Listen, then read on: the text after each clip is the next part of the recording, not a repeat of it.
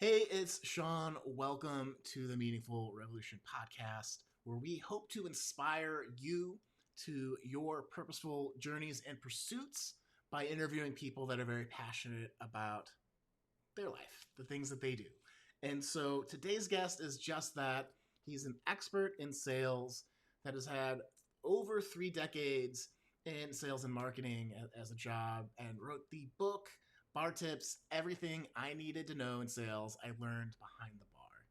And what I really love about our conversation is just how authentic Neal is in sharing his story and struggling to find out what his purpose was, but realizing he had an interpersonal intelligence that was his strength. And that led him into really becoming successful in sales and marketing, and how he developed his philosophy of around sales, right? Which is essentially you're in hospitality. You're always trying to create an experience. You always are trying to build relationships. You always need to be organized in order to make sure that you're ready for opportunity when it presents itself.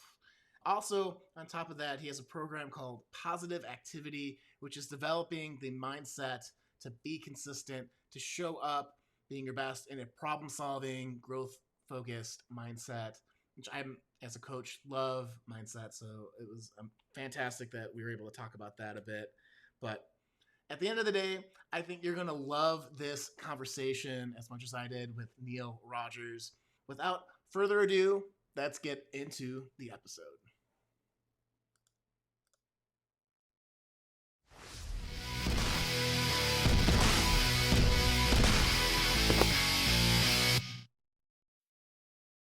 Hey everyone, welcome to the Meaningful Revolution podcast, where we hope to inspire you into your passions by interviewing people about their passions.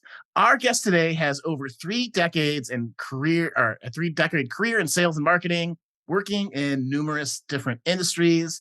He's the owner of Rogers Marketing and creator with his wife of Positive Activity Process, which helps increase people's quality of life through creativity, optimism, and positivity. His recent book, Bar Tips, Everything I Needed to Know in Sales I Learned Behind the Bar, shares what he learned as a bartender that helped him lead a purposeful and successful life and career. I am really honored to introduce our guest today, Neal Rogers. Neal, welcome to the podcast. Hey, Shane, how are you? Doing great. First off, could you share, since you wrote the book, Bar Tips, Everything I Need to Know in Sales, Learn Behind the Bar, how did you develop your passion for sales? As it says, it started behind the bar. I enjoyed, so when I was floundering through school, trying to figure out what I was going to do, I took a couple of swings and misses at school, and then started working in the hospitality business. I had been working in the hospitality business, kept going, and then I wound up as a bar back, and which is the slavery of bartending, the guys that do all the work and grab the ice and all that, and then decided I want to be a bartender because that looked cool, right? That was the whole criteria for it at the time, at 19 years old. And set my sights. I got a bar job. I put down my first drink in front of somebody, and I loved the immediate feedback of giving them what they were looking for and serving them. So that's how I got onto the whole making solution providing, understanding their needs and getting them what they want, making suggestions. Maybe you should try this, simple things, right? But when I failed out of school for the second time, I knew I still need, people would say with your interpersonal skills, you'd probably be good in sales. So now I still have to go get a degree. But I went back differently. I attacked it differently. I now had a passion, had a direction, a vision, if you will. And I went back and I became a very successful student. And I did it by accidentally doing some sales techniques, which was I showed up, I actively listened, I took notes, paying attention. I took advantage of any of the extra help they offered. If they asked for an answer during class, I would chime in, I would participate. And so it would be my guess, if I was on the cusp of getting an A or a B minus, I get the A, or B plus, I should say. So yes, yeah. So that's how it kind of just stopped. And then I started selling right after I got married. I stopped working the bar, and then I was just full-time sales. Right And on. yeah. So I love that you, when you're explaining that, you call out your interpersonal skills. And I know you've talked about the different types of intelligence that people have Mhm. or can have. And could you maybe go through, did you read that book and then it clicked for you, or was it No, something you just stumbled on? it's almost everything in this gig is retrospect, right? Okay. It just all happened, and then it worked out that, oh yeah, that explains that, right? No, this guy actually, he wrote the forward in the book, introduced me to the book, The Frames of Mind. It's a big, long book. I'm not even going to claim I read it. I read the chapters I needed to read about the different types of intelligence. And it's just one of those things I wish I knew back then, because I wouldn't have had such a bad feeling about myself. That Mhm. my academics, I always joke that my class rank and my combined SAT scores have got one thing in common. They were both in the triple digits. So my academic prowess wasn't there. It wasn't that I failed out. It wasn't that I was unintelligent. It just wasn't the book learning just wasn't my forte. And but I did do well in certain things that were logical and and built upon each other. Quantitative methods, math and whatnot. I was pretty good in accounting. I was actually when I did get back to school, they asked me, "Do you want to be a tutor?" Me? Sure, why not? I'll try. So yeah, yeah. The I got derailed there. What was that? What was your question? Oh, it's just about discovering the different types Right. of Okay. intelligence. So yeah. So what I learned was that now in retrospect, that interpersonal skills, there is interpersonal intelligence. Mhm. There is intrapersonal intelligence. So self-awareness. And so I had that. I have a little musical intelligence. So and then I do have academic intelligence. It's more, most of what I learned was street smarts, was doing it, learn by doing. So Right on. Do you think that discovering, looking back, you can identify it as that social interpersonal intelligence, but discovering that, oh, I'm really good at this, how did that shape how you felt about emotionally about learning it in school? Because from your story, it sounds like you tried school and it wasn't your thing. It wasn't your thing. And then like you found your thing. Yeah. but And then you're like, oh, I get it now. And everything seemed to align behind it. How did that, is that correct? Or, that's spot on. Yeah. When I went back to school for the final time, I just, I didn't want to fail. I had a reason for being. I knew where I was going. Previous to that, it was just giving it a shot.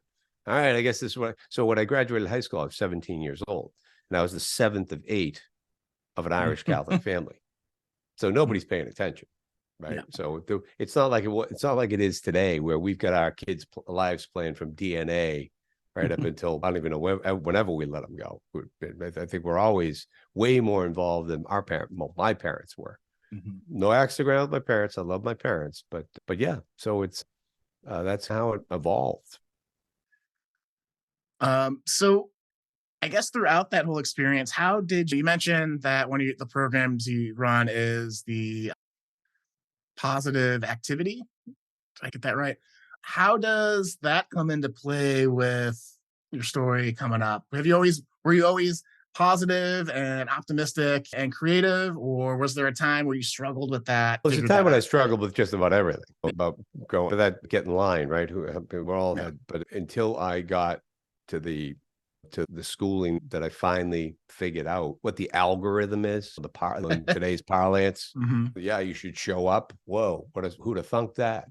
Or that you should listen and you should actively participate. So that's really where the rubber met the road, as it were. And I just built upon that. And that's the same stuff I did when I went out on the road. I showed up more than anybody else. I was more organized. I was tried to be nicer, more accommodating, ask better questions, listen better. Two ears, one mouth.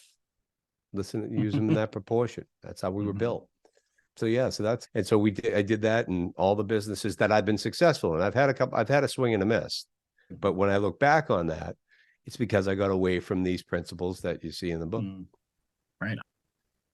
Awesome. And in one of your previous interviews, I noticed you mentioned that the way that the philosophy you've developed about sales is really that you're in the hospitality industry. I know it came from a talk I think it was a talk. You can correct me if I'm wrong on that. That was the realization, right?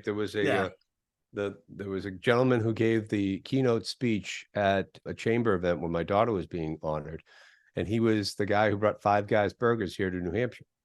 Oh, And right that's on. where his pregame speech to all of his employees when they opened up the shop was, we're not in the burger business, we're not in the fry business, we're not in the soda business, we're not in the shake business, we're in the hospitality business. Mm. And I looked at my wife, who I met, point of context, as when I was a bartender and she was a food waitress. I looked at her, I said, I've never left the hospitality business. I've been bartending on the road for years. Mhm. Right? And so all those things building upon that. And then I did things innately maybe it was because of that experience, maybe not, I'm not sure. But back to the positive thing, I would, when I first went out on the road in the food business, I would tape little notes to myself on the dashboard. Stay out on the road. We're just getting started. Be positive. Make more calls. Right. And I don't know why I did it. I just did it. It wasn't Yeah. like I didn't read any book on it. But in retrospect, there's lots of books on it. And mine happens to be one of them. But it's practical application. And positive activity is just where you get your mindset right first. Mhm. Right. So you want to be in a place of positivity. So then then that takes you into a space of open-minded, divergent thinking, solution providing creativity. You don't see problems anymore. You only see solutions. You're not sitting there all lathered up because somebody did something wrong. You've got your mind, you're ready to go. And then whatever your productivity steps are after that depends on what you're trying to accomplish. In the book, we outline our business development steps. We thought that would be germane to a lot of people that would read the book. But I also use those steps in my music, right? And I like to give anything 90 days of a product and just say, okay, after 90 days, where's your piano playing going to be? Where's your singing going to be? If you do these 5 things every 5 days a week, it's going to be better. It's going to be exponentially better. My Carnegie Hall, probably not. But for my own personal gratification, yeah. But if you're going to go to business development and you're going to go out and start a business, start a sales territory, whatever that may be, do you know who can buy what you sell? Do you have a benefit statement? What are they going to get from working with you? Can you articulate that on one sheet of paper? Now that you've determined who can buy what you sell, who the heck are they? Let's get some lists together. Who do you know? The group you know, the group you meet, the group you buy. Group is your network, your immediate network. And then they should know what you're doing because they can be what? A referral source. And we always want referrals. Much better to tee those up than the group you buy, which is the last group you want, some listserv or whatever. And then those that you meet, what type of networking opportunities are you going on? Are you ready at a moment's notice to give your elevated pitch, your 30-second commercial, whatever that may be, in order to get some sort of feeling as to whether or not you're hitting a chord? And then we propose in positive activity that you have campaigns set up for follow-up on each of those groups. Right? So as an example, if you meet somebody at a chamber event or a cocktail party or Christmas party coming up, right? And you tell them what you do. I'm a certified health high performance coach. What does that mean? It means this. That's interesting. Great. What are you going to do? You think he or she is sitting there waiting by the phone for you to call? No. So what's your process to get them in queue? How are you going to systematically market to them? Because we believe in the 7-touch theory, that conventional wisdom says in order to get somebody's attention, you have to hit them at least 7 times of significance. So something different. Don't sit there and leave them 7 voicemails. Not going to work. Don't sit there and I did my email marketing. I guess I'm good now. Nope. No, you need to send them something. You need to get in because now it's difficult to get to meet them. It's like, how are you going to get that first meeting? And that's an art form these days. We used to do it by walking in the door. Can't do that anymore. Right. Some of the businesses that were in, there was a lot of wholesale to retail, wholesale to restaurants, wholesale to sporting goods stores and shoe stores. But now our business for the last 27 years, we used to be able to walk into a lobby. Can't do that anymore. Mhm. Can't leave something behind in the lobby. No, nobody wants to see that. What's in this thing? Yeah. So that's what, when we say, if you go through that over 90 days, you won't recognize where you've been. I'm like, holy Toledo, I've got momentum. There's a multiplier effect that goes on with that. If you do this every day, if you get in your mind, if you stay creative, if you look at things differently. Okay, so that approach didn't work. What else could work? There's somebody I really want to meet. I really believe they can buy what I sell. I believe I can help them sincerely, right? How do we get that first meeting? And then how do you conduct the first meeting? It's all part of positive activity. It's the last step. How are you going to set up the 15-minute coffee call where you get it all done? Mhm. There's a great thing. I'm not big on sales techniques, but one that I really think was good. I've seen it done two ways. One is Sandler Sales. There's something called the upfront contract. So that's where you sit down at that coffee meeting, and we prescribe that you have your one sheeter, right, that describes your offering, and you use those as talking points to get through the meeting. But it's more about them, Mhm. right? We want to hear from them. So it's about, okay, so how much time do we have again here, Shane, today? Oh, 15 minutes. Great. What I'd like to do, I'd like to tell you a little bit about me. I want to hear a lot about you and what the challenges you have. And then I guess we can determine at that point what the next step might be if there is one. You're not putting it on them. You're not trying to close them right out of the gate. They don't feel threatened. I can tell a closing technique, a quick one out of the gate. Oh, man, really? I'm too old for this. Please don't try to close me on day one. Fair enough. Yeah. So that's where the positive activity thing comes in. And so activity begets activity. So Mhm. you just keep going and doing this stuff every day and following up and doing the process. And like I said, there'll be a multiplier effect. You go, whoa, I get 10 appointments. I get 4 sales. I've got whatever it is. My piano, I feel better playing the piano, feel better singing, feel better at racquetball, if that's even a sport anymore. Pickleball, let's say pickleball. But I've done something every day in a half hour or so to get better at that sport. Yeah. I love the idea and consistency, and a lot of my clients, that's what I work on with a lot of the people I coach, because half of it is, I believe, just showing up. I think naturally people get bored doing the same thing over and over. You're just naturally going to be like, how do I do this a little bit differently? If I'm not doing it at the result that I want, I need to switch it up. And I found that to be hugely effective. So I really do love that call out. Um, and that the activity gets activity. I'm a synthetic learning also, meaning that what I loved about coding is you do it, it works, it doesn't. Computers are very brutal and truthful in that way. Right. And so you can always know if you're on the right track or not, where it's maybe not so in other industries. I'm curious if you were to give a couple of pieces of advice to a beginner who's just maybe starting in a sales type position. I know we've talked about a lot of things already, but if you could sum it up into maybe 2 or 3 things to really focus in on to start on the right foot in a sales position, do you have any bits of advice that would come up to mind right away? Oh, no question. Be organized. Be organized. Okay, what does that mean? You can never be over organized. So I'll give you an example. So when I was my first job, my first successful job, I should say, where I used the process was I was selling food for a distributor to restaurants. So I was back in Mhm. my gig, right? And that day ended at 2:30, right? Because if you couldn't get the orders in by 2:30, you couldn't ship them the next day. When I had accepted a job to go from, we just started making money, doing pretty well selling for these guys, took a territory from, I think it was like, I want to say it was 150,000 to 1.5 million in 18 months. just from doing the stuff Wow. and showing up and all that.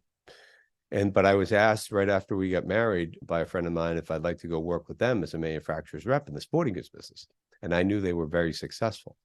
So I said, sure. So I went, now I'm making nothing. So I'm going back. So it was real entrepreneurial venture. I think they offered me a small draw or something, but I had to pay it back. So if I could live without it, and my wife was working at the time, so that worked out. But at 2:30, when the day was done, I'd go home. I'd break out maps because now instead of just working around Boston, I'm working all of New England or a significant portion of New England, right? So I got to get on the road. I got to plan my days. So I took blank maps and I plotted all the customers because I got all the information from the guys that I was working with, from the lines that we represented, and I just put them all with phone numbers and all that. And then I got all my samples. I organized all my samples. So now I'm still making money with someone else. I'm not doing anything wrong because the day is done. I told them exactly what I was doing. There's no problem. They just want to make sure I was maintaining the customers in my 2-week period. And so I was ready to go day one to sit there and make phone calls or maybe just get in my car and go. So whatever I couldn't get appointments on, I would just fill in with stopping in, dropping up. Now I've started my process. I'm dropping in. I'm being nice. I'm not being intrusive. I'm with this. I represent these brands. Yada yada yada. When's a good time? So you just getting a rapport started, a relationship started. But I was ready to go day one. Now, if you go work for a company, so I was working for pretty much I've always worked for pretty much myself the whole time, and there was no safety net. Right. There's no 6 months of $4,000 a month and car and expenses and all that. It was me. So I had to get going as fast as I could. And I did. So we started out, I think the territory was, I want to say it was $250,000 in sales, which equated to about $5,000 in commissions. Maybe seven. No, actually, if 250 would probably, I would say it's 8,000. Right. So now I got to pay my expenses out of there, my sample bill, all those things. 4 years later, using my little process, positive activity, 10 million. Wow. Showing up, being prepared. So organization, I think, is the first thing. Honestly, I think they need all the tips that are they should school themselves. They should get all the tips that are in there. How do they greet people? You can always be better at greeting people. You're in the hospitality business. Smile. Say hello to everybody. When you go for a walk, when you're in a bar, when you're in a restaurant, say hello. How you doing? What's going on? How's your day? Let's get it started. Get that vibe going. It's funny. My oldest brother, one of my older brothers, I should say, that I walk with, he's a retired teacher. He's now 75. Right. We'll go walking around our hometown. We split our time between here and another town, and I'll walk with him, and I'll say hello to everybody. Good morning. How are you? How's the day? Isn't it beautiful? He didn't say a word. He's not a sales guy. Yeah. You have to like people. You have to want to sit at the bar, sit at the counter, talk to people. Invariably, we went to, where are you stationed, Shane? Grew up in Chicago, now in San Francisco Bay Area. Oh, so you're on the left coast. So we went to, so this is food. So we went to Nantucket last week. Okay. And so we were taking a boat at 1:15, sat at the bar at the Landing Cafe, and struck a conversation with the two people next to me, and a young couple in their mid-30s or so, and great people. And they looked successful. They just oozed success. They were outgoing and whatnot. And of course, I can't help but weasel in a message about the book. Oh, really? You wrote a book? I said, yeah. Break out your Amazon. Oh, opened up, ordered the book. Nice. So we got that going. We saw them again over in the island. My daughter winds up knowing the woman. She was with us. They had some lacrosse affiliation with. He texts me today because he works in my hometown, and he says, got your book today. I want to stay in touch. Let's get it. Can we have lunch? Sure. You got to want to do that stuff. And I want to do that stuff. I'm intrigued by them. They're nice people. I like to be around young people. I don't want to be a pathetic old guy hanging around with youngins, but yeah. So that's the type of things I think they need to be doing, being out, even if you don't think it's worthwhile. This conference never works, or this never, go and meet people. Mm-hmm. That's what I think. I'm old school though. I love it. I think it can be really, having grown up with technology and just seeing how aunts and uncles or my parents will act. You go out to dinner or whatever, just like talking to people around you. It's admirable, I think. It's a lost art, I think. As much as technology can connect people, it's also created a weird barrier in a sense. So you're segueing right into one of my speeches. Oh, excellent. Tech is no threat to me. Mm-hmm. Right? So, sure. A lot of good things have happened with tech over the last 50 years. Cell phones that act like mini computers, streaming services for movies, streaming services for music, email marketing, social media marketing. Amazon has changed the landscape of shopping. Mm-hmm. Explain this to me. Why do people sit in coffee shops and want to talk? Why was Barbie a phenomenon this year? Mm-hmm. Why did Taylor Swift sell out every major stadium? And oh, by the way, just made it to the cover of Time today. I saw. Oh, wow. Okay. There's a shoe store in this town, Alex Shoes. He's busy on a Tuesday in February. I know February doesn't mean as much to you, but here in the Northeast. Tuesday in February is freezing and it may be snowing. You'll walk in there, and then finally, did you know that direct mail marketing is up in 2023? So that's a metaphor I use, and I R&D'd it. You know what that means? Researched and developed. Ripped off and duplicated. Same-ish. Hey, a friend of mine, actually my daughter's friend, we became friendly too, wrote this thing on AI. And he said, the metaphor we use is, have you ever seen the movie Good Will Hunting? Yes. Oh, yeah. Okay. There's an iconic scene in the movie where Shawn, Robin Williams' character, is yet again frustrated with Will, Matt Damon's character, and they're sitting on a park bench. And in Robin Williams' best Boston accent, he goes, you don't know what you're talking about. You've never been out of Boston. Oh, sure. I could ask you about art, and you give me the skinny on every art book that has ever been written. But you can't tell me what the Sistine Chapel looks like. Or it's how it smells. What those beautiful ceilings look. So the point of the metaphor is that it's not going to compete with our senses. It just isn't. I don't care what they say. And maybe I'm not doing double-blind studies and doing all sorts of. I'm talking about just two guys talking here, and again, using logic.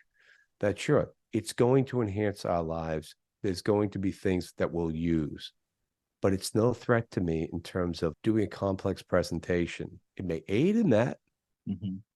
Okay, will aid, maybe help streamline the copy process, right? It's not going to close a complex deal, no. And it's not going to have anything like this. And the reason why, when you think back on those two things that we were comparing, why, back to Taylor Swift, why is she so popular? She provides, right, full experience. And my wife went for the first time. She had never seen her before. And she came back, liked her music, came back converted. Yeah. Right. Just now, I'm not so sure that would happen to me, but I would have enjoyed it. I know, but I'm not a big stadium guy. I love 300-seat venues. I like intimate settings. And there's a lot of talent out there you can find in an intimate setting, right? Yeah. But one of the things, the nice book for everybody to think about, and if you haven't read this, I think you should consider it. It's a book called The Happiness Advantage, because you like positivity, right? Yeah. Do you know of the book? Yeah, it was Yeah, I've read it before. It's great. Shawn Achor, right? Yes. Well, one of the things From that Duke. Shawn just Yeah. Harvard. Perfect. Okay.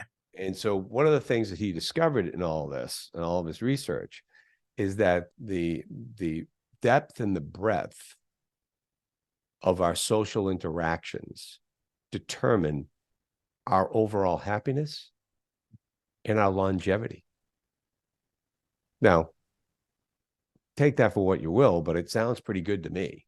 And he's the one that determined that the more positive you sells 37% more. The more positive you is 31% more productive.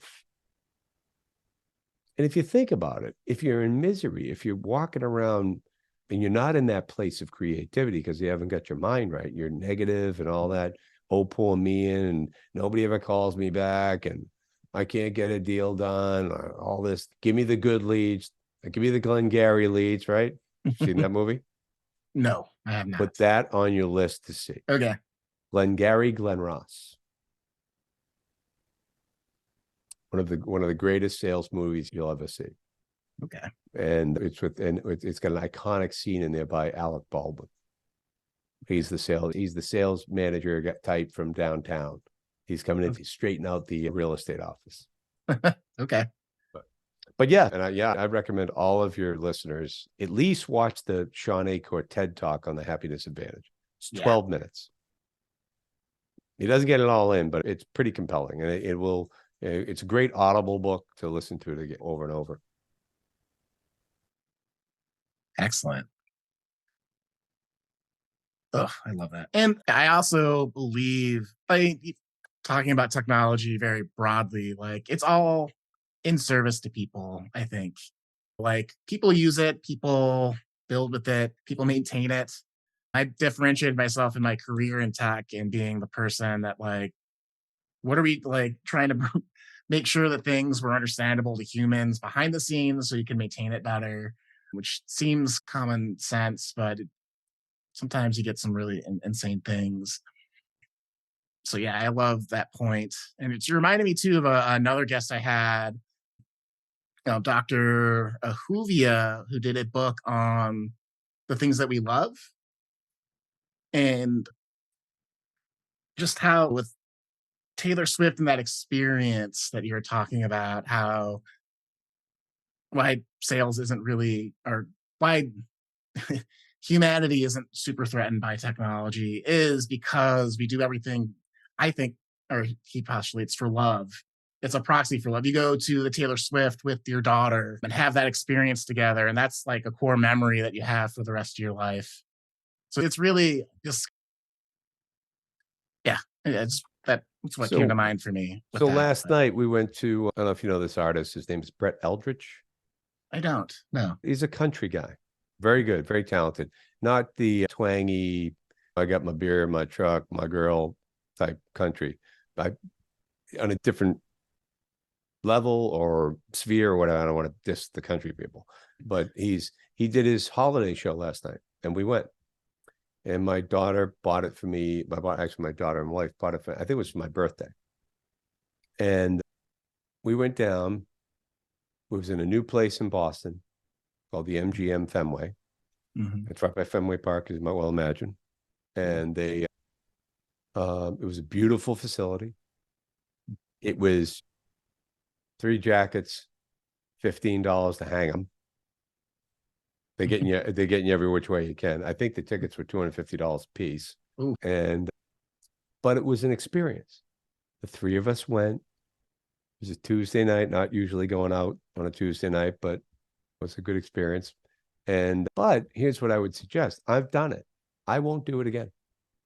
What I will do is I'll go see Morgan James, who's from, I don't know if you've ever heard of Postmodern Jukebox, but it's where they take, so she used to be a Postmodern Jukebox.